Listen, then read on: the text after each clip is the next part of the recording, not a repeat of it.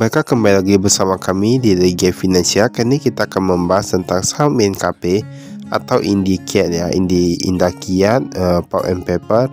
Kita lihat di sini untuk laporan keuangan kuartal kedua 2024 sudah keluar. Dan seperti biasa kita lihat apa yang bisa kami temukan di dalamnya ya. Nah, ini ada presiden direkturnya yaitu Hendra Jaya Kosasi, kemudian direkturnya ada Kurniawan Yuwono. Nama kata mereka ada di Sinama Sempaca Menara 2 Jalan MH Tamrin nomor 51 Jakarta. Nah, tentunya ini sudah pada tahu semua untuk nama kata mereka dan direkturnya serta presiden direkturnya. Ini ada disebutkan juga untuk alamat domisili mereka, ada di Jampol Kelapa dan lain-lain. Nah, ini kita lihat untuk laporan keuangan kali ini mereka itu dalam ribuan ya, nilai itu ribuan tapi bentuknya itu US dollar. Jadi nanti kali 1000 lagi kali 1000 dolar ya, 1000 dolar. Ini kas dan setara kas kita lihat dari 1,3 miliaran dolar sekarang menjadi 1,5 miliaran dolar. Berarti dia meningkat, piutang usaha pun ini oke-oke saja. Persediaan mereka meningkat cukup banyak. Mereka meningkat kurang lebih 27 juta dolar. Ini merupakan sebuah peningkatan yang cukup bagus ya. Nah, ini persediaannya meningkat kurang lebih 27 juta dolar, cukup bagus. Total aset lancarnya sendiri dia pun meningkat. Nah, ini kayaknya untuk yang kali ini semua rata-rata meningkat. Tetapi memang dari dulu dia itu rata-rata meningkat. Kita nanti lihat juga dengan gimana labanya ya. Total asetnya dari 10,1 miliar dolar sekarang menjadi 10,8 miliar dolar. Jadi dia meningkat juga. Total hutang kita di sini, nah, maka hutangnya itu menurun. Pinjaman bank jangka pendek dari 1 miliar dolar sekarang menjadi 900-an juta dolar. Nah, dia kan berarti berkurang. Hutang usaha kita lihat pun rata-rata berkurang. Total hutang jangka pendek. Nah, ini total hutang jangka pendek dia berkurang juga ya, dari 2,1 miliar dolar sekarang menjadi hanya tersisa 2 miliar dolar saja. Nah, ini berarti berkurang cukup banyak nih kalau kita lihat di sini. Lalu ada total hutangnya. Total hutangnya dia meningkat. Mengapa? Karena mereka yang jangka panjang mereka meningkat cukup besar loh. Dari pinjaman jangka panjang, utang obligasi dan lain-lain. Dan kita lihat di sini ekuitasnya itu pun meningkat juga ya. Dari 6 miliar dolar sekarang menjadi 6,2 miliar dolar. Jadi ini masih tergolong oke-oke aja. Tapi nanti kita lihat itu kan tadi persediaannya bertambah kurang lebih 21 juta dolar ya. Kita lihat gimana dengan labanya. Oh, ini labanya ternyata berkurang cukup drastis. Walaupun ditambah dan persediaan itu pun tetap gak bisa apa ya. Ini kita lihat dari 500-an juta dolar sekarang jadi tersisa 300-an juta dolar. Ini murni karena apa ya? Karena penjualannya dari tadi berkurang cukup banyak tadi ya. Ini laba selisih kurs dari rugi menjadi untung sekarang. Oke, cukup bagus. Bahwa lain-lain berkurang 170 juta dolar menjadi 28 juta dolar. Itu minusnya ya. Tapi kalau kita lihat di sini dia meningkat cukup banyak loh. Dia meningkat karena selisih kursnya nih kita lihat ya. Nah, dia dari 268 juta dolar sekarang menjadi 278 juta dolar.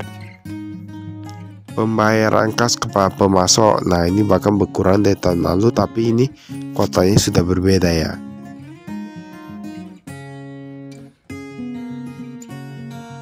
Nah, ini kita lihat ini ada disebutkan juga untuk presiden komisaris, presiden direktur dan lain-lain. Ini ada Saleh Husin, kemudian ada presiden direktur, ada Hendra Jaya Kosasi dan lain-lain.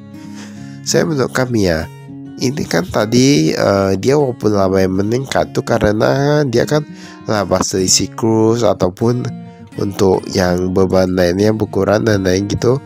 Itu saya gak gitu apa loh. Menurut kami ketika sebuah perusahaan penjualannya itu menurun, Nah itu berarti kinerjanya itu agak kurang bagus ya untuk yang sekarang. Karena apa? Itu untuk yang lain-lain itu hanya sebagai pelengkap. Namun yang poin utamanya, penghasilan utama tetap berasal dari penjualan mereka. Jadi kalau menurun, nah itu kan berarti dia menurun ya. Pun itu laba sisikus kayaknya itu karena saham ini dia punya dolar dalam jumlah banyak. Jadi kemungkinan itu karena USD ya. USD kan harganya sudah meningkat.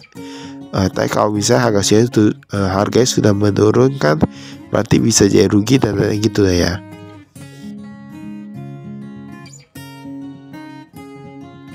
Nah ini kita lihat di sini, ini ada total cashnya, dia menurun dari 500-an juta dolar menjadi 200 juta dolar. Deposito kita lihat, oh dia meningkat. Tapi US dollar juga, ini semua rata-rata US dollar sih. Dari 800-an juta dolar sekarang menjadi 1,2 miliar dolar.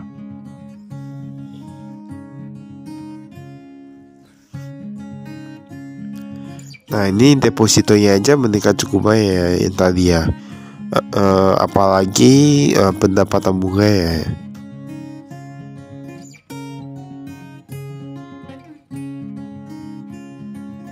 Nah ini 6 US dollar, mereka ada simpan sekitar 1,3 miliaran dolar.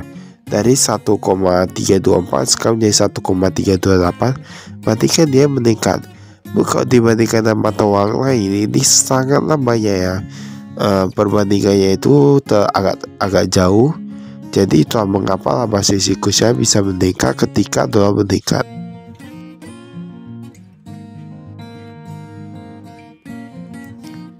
Nah ini ada pihak berelasi dan lain-lain. Piutang usaha kita lihat, oh ini menurun sedikit ya, ini cukup bagus. Nah jatuh tempo pun mereka gak gitu apa sih. Mereka cash flow-nya bagus ya menurut kami ya. Karena ini agak sedikit nilainya jika dibandingkan yang jatuh tempo. Jadi cukup bagus sih. Cuman yang itu penjualannya saja. Penjualan tadi kalau meningkat bisa sangat bagus ya. Memang kalau perusahaan besar itu kita lihat dulu persediaannya. Persediaannya dia yang meningkat itu kertas budaya. Yang lain-lain pun meningkat, cuma yang paling meningkat paling banyak itu kertas budaya. Kayak kertas budaya paling laku ya di sini ya.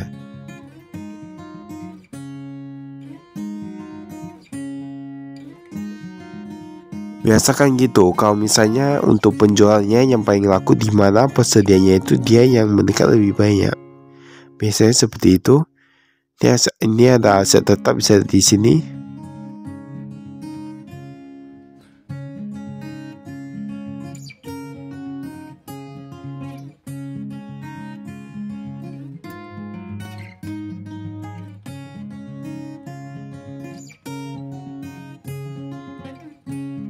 Nah ini ada pinjaman jangka pendek dan lain-lain.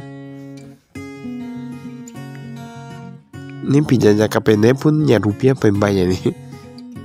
Saya agak apa ya, kalau misalnya pinjam dalam bentuk rupiah dan kita kasih dalam bentuk dolar.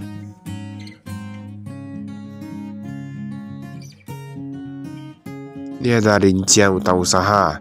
Untuk utang usahanya ini bahkan ya rupiah paling banyak. Nah sekitar 100-an juta dolar. Tapi kan gini ya, mereka kalau dia simpan uang dalam bentuk dolar, pinjam dalam bentuk rupiah ketika dia melemah, maka pinjamannya itu menjadi lebih sedikit. Istilahnya menurut kami ini perusahaan ini merupakan perusahaan yang pintar ya, karena mungkin termasuk dalam grup besar juga. Tapi sebenarnya menurut kami kalau ini mungkin karena dia transaksinya itu dolar ya, atau gimana. Tapi nanti kita lihat apakah ekspor atau lokal lebih banyak. Nah ini ada tingkat kenaikan gaji 5% per tahun. Ini ada disebutkan tingkat pengunduran diri juga. Ini rata-rata 8% ya. Memang rata-rata perusahaan besar itu dia baik yang keluar masuk. Memang kebanyakan seperti itu gak bisa dipungkiri. Walaupun sebagus apapun tetap ada yang keluar masuk. Dia ada modal sahamnya, ini tapanya meningkat. PT APP Purinusa Eka Persada ini meningkat. Nah mereka terus meningkat kepemilikan ya.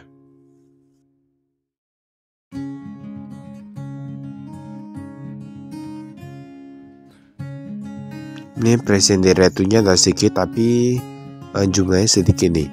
Nah ini penjualannya tuh kalau kita lihat di sini, ini yang lokal itu kurang lebih sekitar 700-an juta dolar. Dari 758 juta dolar sekarang menjadi 700-an juta dolar. Mereka kan berarti menurun cukup banyak ya lokalnya. Yang ekspor, nah ekspor nilainya itu pun hampir sama, 880 juta dolar. Nah bisa lihat di sini ya, ini ternyata memang penjual paling banyak itu yang kertas budaya. Memang kertas budaya memang rata-rata begitu. Kalau mereka lebih banyak menekan di sana, berarti penjual sana lebih baik daripada yang lainnya.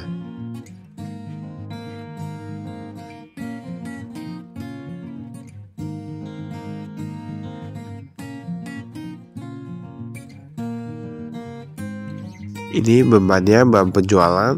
Ongkos angkut masih tinggi tapi sudah agak meningkat, sudah berkurang. Umum dan administrasi, ini gaji oke meningkat, jasa manajemen, bank kantor.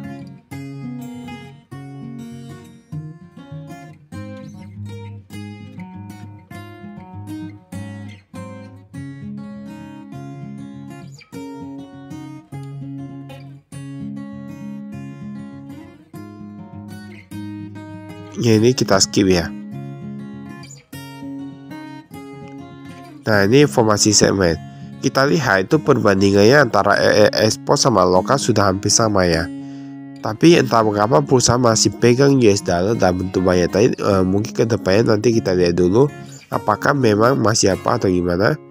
Nah kita lihat di sini untuk yang paling banyak itu dia meningkat yang di apa ya, di Eropa ya. Bahkan yang di Asia sendiri, yang tempat kita sendiri, benua kita sendiri malahan berkurang. Dapat ratusan juta dolar menjadi 600-an juta dolar. Ini semua rata-rata berkurang kecuali yang di Eropa. Nah memang begitu ya. Kalau di Eropa itu dia kalau bisa udah percaya sama produk kita, mereka pasti akan terus percaya produk kita.